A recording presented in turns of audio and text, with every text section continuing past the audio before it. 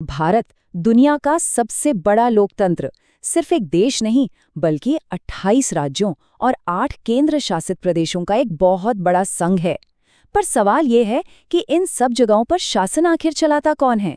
तो चलिए आज इसी पर बात करते हैं और भारत के पॉलिटिकल लीडरशिप मैप को समझने की कोशिश करते हैं।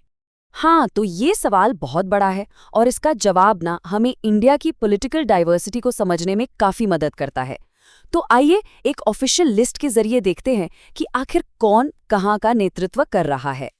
तो ये जो लिस्ट है यही हमारी गाइड होने वाली है। इसमें देश के हर राज्य और हर यूनियन टेरिटरी के जो प्रमुख नेता हैं उनके नाम हैं।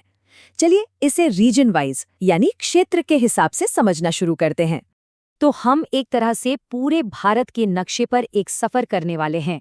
शुरुआत करेंगे हम नॉर्थ ईस्ट की पहाड़ियों से, फिर पहुंचेंगे उत्तर के मैदानों में, उसके बाद देश के बीचों बीच यानी मध्य और पश्चिमी तटों से होते हुए जाएंगे दक्षिण के राज्यों तक, और आखिर में हम यूनियन टेरिटरीज के जो यूनिक सिस्टम है उसे भी समझेंगे।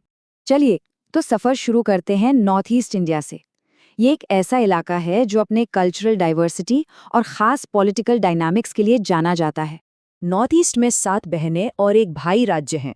तो आइए एक नज़र डालते हैं कि इन राज्यों के कमान आखिर किसके हाथ में है। तो इस इलाके में कई बड़े और प्रभावशाली नेता हैं, जैसे असम में हिमंत बिस्वा शर्मा और नागालैंड में नेफ्यू रियो।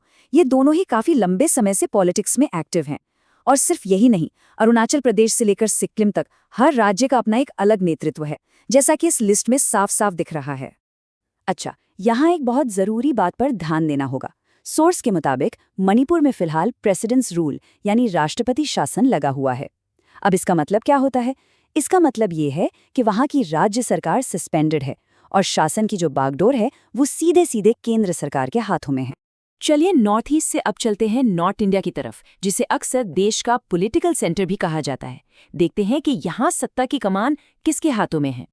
तो नॉर्थ इंडिया के पॉलिटिकल सीन में कई बड़े नाम शामिल हैं। सबसे बड़ा नाम तो जाहिर है उत्तर प्रदेश के मुख्यमंत्री योगी आदित्यनाथ का है। इनके अलावा पंजाब में भगवंत मान, और फिर जो पड़ोसी राज्य हैं हरियाणा, उत्तराखंड और हिमाचल प्रदेश, वहाँ भी अपने अपने मुख्यमंत्री हैं, जैसा कि हम यहाँ देख सकते हैं।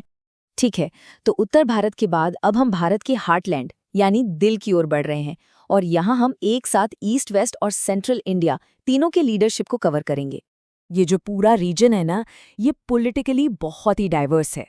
सोचिए, एक तरफ बिहार और वेस्ट बंगाल जैसे राज्य हैं, तो दूसरी तरफ गुजरात और राजस्थान। तो चलिए जरा इनके नेताओं पर एक नजर डालते हैं। इस बड़े से इलाके में कई जाने माने चेहरे हैं। ईस्ट की बात करें तो पश्चिम बंगाल में ममता बनर्जी और बिहार में नीतीश कुमार जैसे बहुत ही अनुभवी नेता हैं। वहीं सेंट्रल इंडिया में मध्य प्रदेश और छत्तीसगढ़ की लीडरशिप नए चेहरों के हाथ में है। और कुछ ऐसा ही हाल वेस्ट में है, जहां गुजरात और राजस्थान की कमान भी नए मुख्यमंत्री संभाल रहे हैं। यहाँ एक बहुत ही दिलचस्प बात सामने आती है, खासकर नीतीश कुमार को लेकर। सोर्स हमें बताता है कि बिहार के मुख्यमंत्री के तौर पर ये उनका 10वां कार्यकाल है। सच में इंडियन पॉलिटिक्स में ये एक बहुत ही रेयर और बड़ी उपलब्धि है। तो चलिए अब अपने राज्यों के टूर के आखिरी पड़ाव पर चलते हैं, यानी साउथ इंडिया। एक ऐसा रीजन जो अपनी इकोनॉमिक प्रोग्रेस और एक अलग पॉलिटिकल पहचान के लिए जाना जाता है।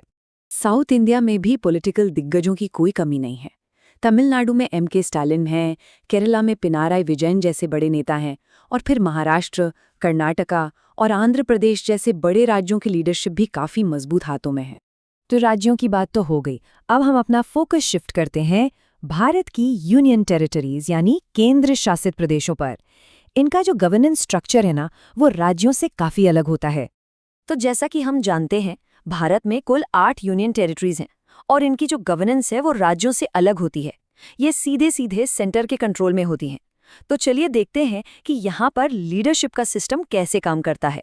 यूनियन टेरिटरीज में ना मोटे तौर पर 2 तरह का सिस्टम होता है।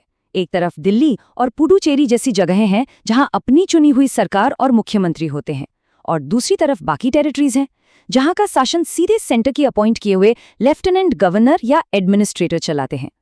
इस लिस्ट में अगर हम देखें तो पुडुचेरी के मुख्यमंत्री हैं एन रंगास्वामी। लेकिन एक दिलचस्प बात यह है कि दिल्ली के लिए मुख्यमंत्री की जगह विपक्ष की नेता का नाम दिया गया है, और जम्मू कश्मीर और लद्दाख जैसे जो इलाके हैं वहां का एडमिनिस्ट्रेशन लेफ्टिनेंट गवर्नर के हाथ में है। तो कुल मिलाकर हमने देखा कि भारत का पॉलिटिकल मैप कितना बड़ा और कितना डाइवर्स है। एक तरफ एक्सपीरियंस चीफ मिनिस्टर्स हैं, तो दूसरी तरफ सेंटर के अपॉइंट किए हुए एडमिनिस्ट्रेटर्स।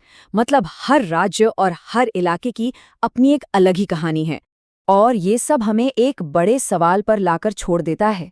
पॉलिटिक्स तो देखिए हमेशा बदलती रहती है, तो ये देखना वाकई दिलचस्प होगा कि आने वाले सालों में लीडरशिप का ये नक्शा कैसे बदलता है और क्या नया रूप लेता है।